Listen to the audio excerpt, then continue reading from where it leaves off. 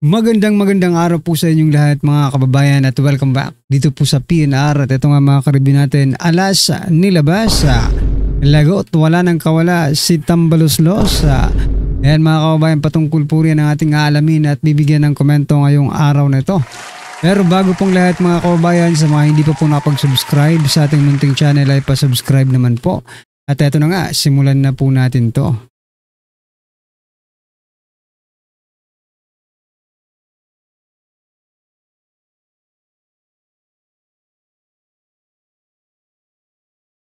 So mga kababayan, bago po natin i-play ang video, eto pasadahan po muna natin ang mga nagtitrending na mga balita dito po sa mundo ng social media. At unahin nga po natin to mga kababayan, yan o. President Bongbong Marcos Jr., sabi niya po dito, eto mga kababayan, panoorin na lang po natin yung video, ipa-flash ko po dyan sa screen, eto na po. Ng name dropping ang matataas na opisyal ng gobyerno, ayon po yan kay Pangulong Bongbong Marcos. Pero sa niluluto niyang Independent Commission, wala raw siyang sasantuhin sa investigasyon. Nasa frontline na balitang yan. So yan mga kababayan, no? Madalas daw talagang binibiktima ng name dropping ang matataas na opisyal ng gobyerno ayon po kay President Bongbong Marcos Jr. Pero, ito po ang tanong or ito po ang opinion natin, no? Reaksyon, komento patungkol po dito sa statement niya. Bakit nung panahon ni ng pag-iimbestiga kay former President Duterte at kay Vice President Sara Duterte or pagdating sa mga Duterte, hindi nyo sinasabing madalas mabiktima ng name dropping? Diba? Pero pagkaalyado nyo po at sa administrasyon nyo, name dropping agad-agad mga kababayan. Naging matunog ang mga pangalan ni Baguio City Mayor Benjamin Magalong at maging ni dating PNP Chief General Nicolas Torre III na posible raw na maging parte ng binubuong Independent Commission na tututok sa mga maanomaliang flood control project sa bansa. Pero mismong si Pangulong Marcos na ang nagsabi, walang politiko na magiging miyembro ng Independent Commission. Baso raw kasi sa impormasyong natanggap nila, mukhang nagsimula ang ganitong kalakaran noon pang 2003. This is an investigative commission. So they are not there to actually mete out punishment to whoever. They are there to find out the facts. Kung ano ang findings nila, dadalhin ngayon nila sa DOJ, dadalhin nila sa Ombudsman, o kung saan.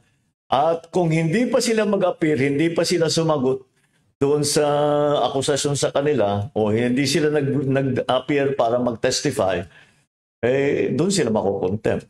Kasama sa mga iimbestigahan ang mga mambabatas na tinukoy ng kontraktor na si Curly Discaya. Kabilang na ang pag-link nito sa mismong pinsan ng Pangulo na si House Speaker Martin Romualdez. Pero sabi ng Pangulo, madalas na biktima ng name dropping ang mga matataas na opisyal ng pamahalaan. Sa kabila nito, mahalagang masiyasat pa rin ang pagkakadawit ng mga pinangalanan. Alam naman ninyo yan, name drop lahat. Magpapakuha ng picture. Tapos sasabihin, tingnan mo, malapit kami. Sa isang araw, 1,000 yung nagpapapicture sa akin. So lahat yung 1,000 na yun, malapit sa akin. Di ba? So people have to be more careful. At huwag silang masyadong gullible. Totoo. Kung sabi-sabi lang, haka-haka lang, we will also show that. So yan mga kababayan, ano po ang inyong masasabi dito po sa sinasabi ni President Bongbong Marcos Jr. Na madalas daw talagang binibiktima ng name dropping ang matataas na opisyal ng gobyerno ayon po yan sa kanya. Dahil nga po na dawit ang kanyang pinsan na si Speaker Martin Romualdez at ito pong si Saldico mga kababayan. Yun nga po yung gusto kong i-point out kanina, bakit nung panahon ni Vice President Sara Duterte na iniimbestigahan, dinudurog at talagang gustong-gusto nang i-impeach dyan pa lang sa House of Representatives, hindi nyo sinabing, teka, baka name dropping lang ito. Diba? Anyway, ano pong yung masasabi dyan mga kababayan, i-comment nyo na lang po. At ito pa, President Bongbong Marcos Jr., sabi niya po dito, nagsasuffer umano sa name dropping. Yan na nga, ano? ang kanyang ang lahat ng nasa mataas na posisyon ng pamahalaan, ayon po yun sa kanya. Well, anyway, ito na yung name dropping mga kaubayan. Sabi po dito ni Chua, kasi inimbestigahan nila si Cabral, no? Sabi po dito sa 51 billion base sa record at sa online article, 29 billion was inserted sometime in the 2021 budget for GAA. Sabi naman po ni Cabral, again, Your Honor, I have no records on hand. I have to confirm with that planning to the planning service. Sabi ulit ni Chua, di po ba noong taon na yon parang umutang pa tayo yung bansa natin kung hindi po ako nagkakamali para sa medical kit kasi pandemic po noon. Gusto na naman niya, no? Itong si Chua gusto na naman pong i-connect ang Duterte dito po sa mga nangyayaring anomalya. Bakit hindi mag-focus si Chua, no? Dito po sa nangyayari ngayon, no? Kwenisyon ni Congressman Joel Chua ang DPWH sa umano'y higit 87 billion na insertion para sa Davao City mula 2016 to 2025. Giniit din ni Chua na base sa ulat ng politiko na ngalap din umano ng 29 billion na pondo ang lalawigan noong 2021 sa gitna ng pag-utang ng bansa noong kasagsagan ng pandemya. Ikaw pala ang nagsabi na may pandemic, di ba? So, ayan hayaan mo na lang yung taong bayan. Kung ito man ay totoo, mga karibyo natin. So, ayan. Paano bang yung flood control project ay napunta sa pandemic, mga kaubayan? No? Papaanong yung pandemic na investigasyon sa pandemic ay na mayroong mga insertion. Insertion na rin ito no? Itong pag-insert ni Chua ng mga issue about sa pandemic. Nako po, nagpapalata lang kayo. Duterte na naman po ang tutumbukin nito Nako.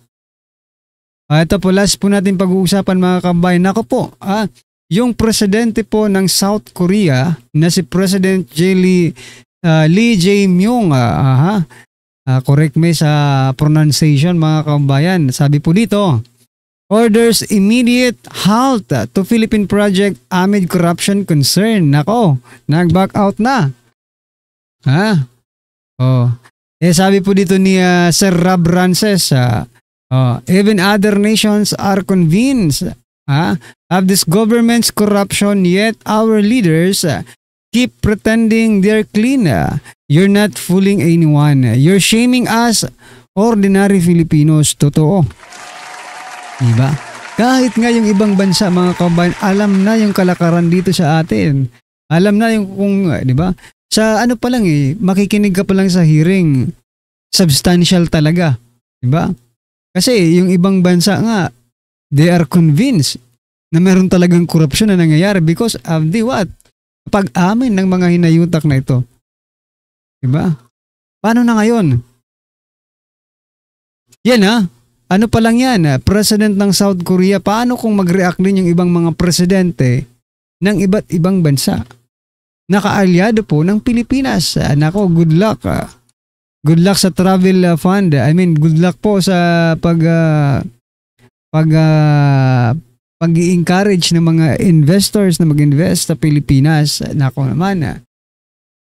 Anyway, ito na mga kabayan. Pasadahan na po natin ang video ito. Ito na po. Tutuusin, hindi lang naman kaming mga kontraktor ang nakikinabang dito. Marami din sa inyo, mga politiko, ang nagpapataba ng bulsa sa pangumurakot. Ang totoo, may hati-hati yan Aray mula sa ko po. pinakamataas hanggang sa mga nasa gilid lang ng sistema. Huwag nyo kaming gawing panakiputas kasi kung babalikan ang lahat ng transaksyon, makikita ninyong mas malaki pa ang napupunta sa inyo kaysa sa amin. Lahat tayo alam ang laro, pero pag nahuhuli, kami lang ang tinuturo at pinarurusahan. Kaya huwag ninyong ipakita sa publiko na malinis kayo dahil sa bawat proyekto may kapalit na porsyento para sa inyong mga opisina. Ang sistema mismo ang nagtutulak sa amin na sumunod kung hindi kami papayag, wala kaming makukuhang proyekto. Pero sa likod niyan, kayo rin ang pinakaunang nagdidikta kung magkano ang dapat itabi para sa inyo. Kaya kung talagang seryoso kayong mag-imbestiga, huwag lang kaming kontraktor ang sisihin. Tingnan ninyo rin ang mga pangalan na nakaupo ngayon sa mga komite, sa mga ahensya, at lalo na sa mismong mga nagpapalakad ng gobyerno. Dahil sa totoo lang, pare-pareho tayong nasa iisang lamesa, iba-iba lang ang laki ng parte na nakukuha. Kawawa po talaga ang mga mamamayang Pilipino kasi ninanakaw lang natin ang kaban ng bayan. Pera ng taong bayan pero tayo ang nakikinabang. Hindi ba tayo nahiya? Ang mga mahihirap mas lalong naghihirap. Kaya tama na ang pangungurakot natin. Ito, continuation sa vlog natin. Siguro naman ito mga loyalista at itong mga dilawan na itong mga loyalista na humahanga dito kay Romualdez, siguro naman matauhan na kayo na mismo ang Diskaya na ang nagsabi na nagbibigay sila dito. Diba? Sa yung mga vloggers dyan na ipinagtanggol itong si Martin Romualdez. Sige nga, ipagtanggol nyo si Martin Romualdez ngayon. Diba? Sa simulat sa poll, ayaw nyo kasing maniniwala sa aming mga DDS vloggers. Sinabi na namin na there is really something wrong about the leadership of Martin Romualdez dyan sa House of Representatives. Ang tigas-tigas ng ulo nyo eh. Hanggang ngayon, hanga pa rin kayo kay Bongbong Marcos. Ano na nangyari natin sa Pilipinas natin ngayon? Sobra pong lumalaganap itong korupsyon ngayon sa Pilipinas. Dito sa mga flood control at mga proyekto na gamit ng pera ng taong bayan na hindi po nagagawa ng maayos, mga substandards, mayroong mga ghost projects. Sa video na ito, sa vlog na ito, ay ipapakita ko sa inyo kung paano binutata at pinahiya nitong ni Senator Tulfo, Erwin Tulfo, dito sa mga contractors ng ito sa mga flood control. Imagine flood control pa ito Wala pa ito yung mga buildings na kinurap rin ng mga ibang contractors. Flood control lang ang pinag-uusapan natin dito. Wala pa yon. This is just the tip of the iceberg, ika nga. Okay? So, tinatanong itong mga ibang contractors na natulad ba kayo ng mga Diskaya? Na itong mga Diskaya umami na nagbibigay sila dito sa mga kongresista. Nagbibigay sila that is corruption. Mamaya ipapakita ko sa inyo buong buo. Okay? Pangalawa nating pag-usapan, itong si Curly Diskaya, itong husband ni Sara Diskaya, na pinatunayan niya na tinanong siya, dahil ikaw ay nagbibigay ng pera sa mga government officials para magkaroon ng projects, hindi ba naaapektuhan ang quality ng project? Tinanong siya ngayon dito, itong si Curly Diskaya. Sabi naman ni Curly Diskaya is nagagawa pa naman raw nila yung quality pa rin raw na dito tayo magdebate. Maniniwala ba kayo? Maniniwala pa ba kayo na magiging quality pa yan? Ikinurakot nyo na yung budget ng proyekto ng gobyerno, di ba? Pakinggan natin, okay? Alamin natin dito kung siya may ang kanyang paliwanag ay matatanggap ba natin, okay? So yun po ang mga ipapakita kong video sa inyo at i-react natin. Pero guys, bago ang lahat, bago natin ito pag-uusapan, help me po na i-like mo. Ito, breaking news ito. So, Senator Erwin Tulfo, binanatan itong 15 na flood control contractors. Kayo nang humusga kung itong mga contractors na ito ay nagsisinungaling o nagsasabi ng totoo. Ito, pasok. Yes, Mr. Chair. May I ask, dito po sa mga present natin ng mga contractor, itong 15 contractor na ito, have you experienced or do you have similar experience dito po sa na-experience na mag-asawang Diskaya yung pagbibigay po ng komisyon sa mga DPWH at mga politiko? Meron po ba? May we confirm from the contractors, Mr. Chair, present today, if they had similar experience like that of the Diskayas? Huwag na kayong magsinungaling. Simula po doon sa top 1, sa SunWest Incorporated, may we know, where are you, SunWest?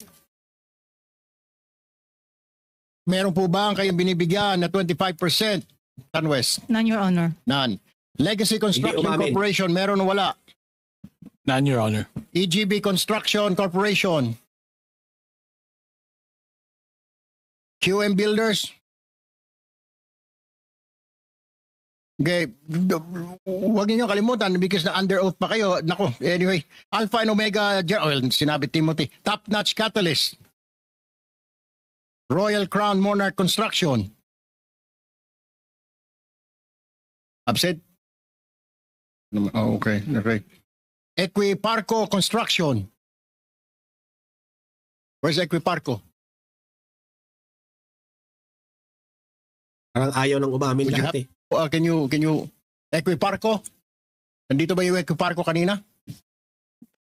Let's go down muna dito. Centerways Construction. Wala po, Your Honor. MG Samidan Construction. MG Samidan. LRTK Builders. Hightone Construction. Ang dami pala nito. Wala po, Your Honor. Road Edge Trading. 8J's Construction Services. So Mr. Chair, lumalabas, may lahat ito ay nagsisinungaling siguro. Dahil wala rin nagbibigay ng komisyon sa mga DPWH. So tanging itong kumpanya lang na ito, itong mag-asawa ang nagbibigay. I don't think so. Yung Wawaw Construction pala. Wawaw. Wala rin. Your Honor, sa pilitan ginamit po yung lisensya namin. What's that again? Sa pilitan pong ginamit yung lisensya namin, Your Honor. And then tinatanong sa iyo kung kayo ba ay nagbibigay din. Kaya nga, kayo ba ay nagbibigay?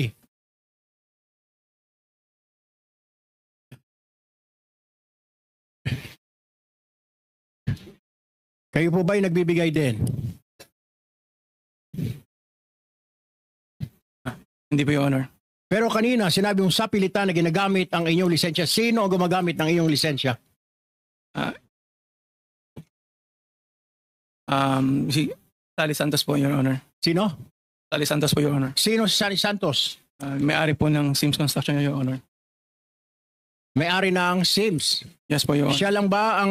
bakit mo nasabing sa pilitan? Pumapayag ka ba? I mean, hindi ka binibigyan? Hindi ka walang... di ba mayroong tinatawag na license for hire na 5%? Sa takot po, Your Honor, na maapektuhan ang negosyo namin, Your Honor. Bakit ka matatakot? Siya ba ang nag-apply ng lisensya mo? Hindi si EGB? Hindi po, Your Honor. Lisensya ko po yun, Your Honor. So, pinapagamit mo lisensya mo? So, hindi ikaw ang nagko-construct, kundi pinapahiram mo yung iyong lisensya? Hindi po, Your Honor. Sa pilitan po nilang ginamit, Your Honor. Paano sa pilitan? Can you explain? I cannot understand. Sa pilitan, tinutukan ka ba ng baril, ng kutsilyo? Pagkakalam ko po kasi, Your Honor, ang nasa likod po nito ay yung mga nasa loob po. Kaya natakot po kami na... Sa loob ng ano? Ng DPWH po, Your Honor. So, mga opisyal ng DPWH? Opo, Your Honor. Dito po sa Bulacan, tama po ba? Tama po, Your Honor. At ilan po sa kanila nandito ngayon, tama po ba? Opo, Your Honor. Binoking niya ang mga DPWH. Natatakot raw siya. Okay, pwede mo ba sabihin na ito si Engineer Henry Alcantara, na district engineer dati? Tama po ba? Hindi po, Your Honor. Ang nasabi po sa akin ni Sally po ay yung si Chief. Sino Chief?